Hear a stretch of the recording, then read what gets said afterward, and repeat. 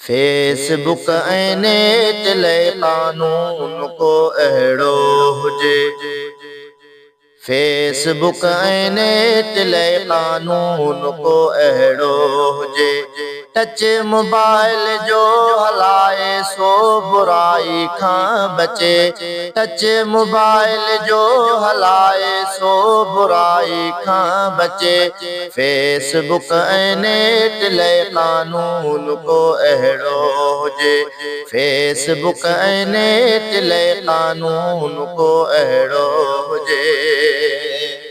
क़ीमती पैकेज आहिनि तंहिं करे सोचे अदा। क़ीमती पैकेज आहिनि तंहिं करे सोचे अदा। दीन दुनिया जो उन्हनि मां फ़ाइदो हासिल कजे।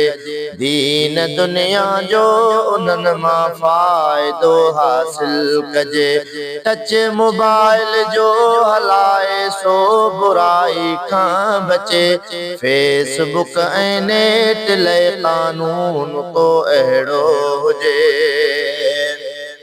नेट ते माण्हू पया जेके बुराई आम कनि।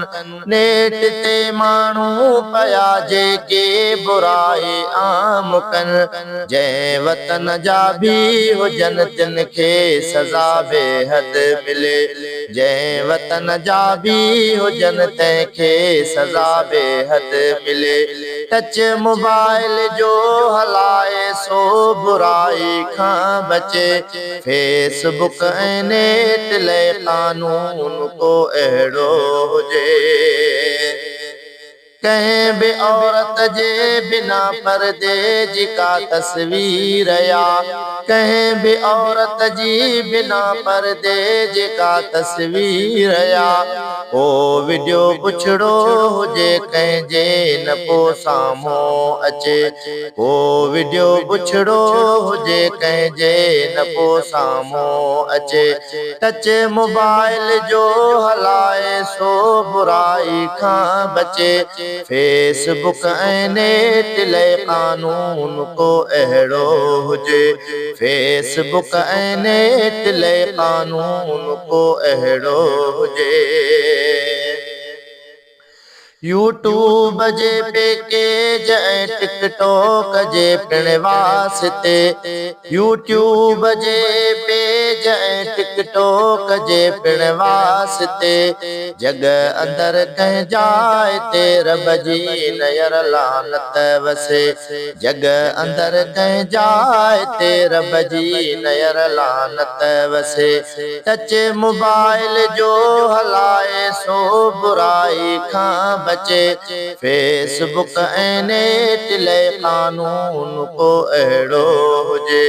फेसबुक ऐं नेट लाइ कानून को अहिड़ो हुजे।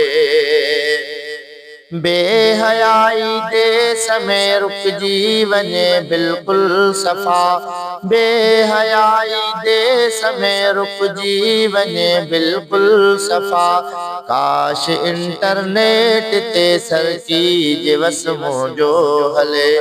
काश इंटरनेट ते सरकी दिवस मुंहिंजो हले। टच मोबाइल जो हलाए सो बुराई खां बचे। टच मोबाइल जो हलाए सो बुराई खां बचे। फेसबुक ऐं नेट लाइ कानून को अहिड़ो हुजे। फेसबुक ऐं नेट लाइ कानून को अहिड़ो हुजे।